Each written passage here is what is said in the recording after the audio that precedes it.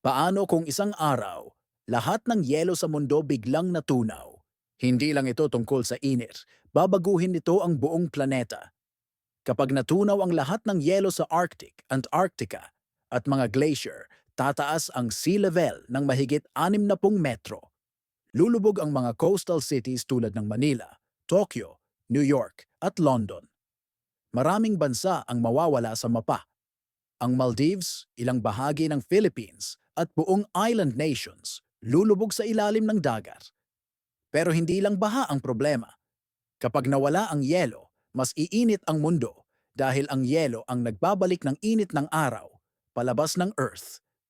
Mas mainit na planeta, mas matitinding bagyo at tagtuyot.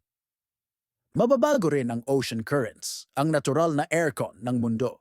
Kapag nasira ito, magugulo ang klima at maapektuhan ang pagkain at kabuhayan ng bilyong tao. Mawawala rin ang tirahan ng maraming hayop tulad ng polar bears, penguins at seals. Isang malaking chain reaction ng extinction ang pwedeng mangyari. Hindi pa ito nangyayari pero papunta na tayo roon kung pababayaan. Ang tanong, may oras pa ba tayo para pigilan ito?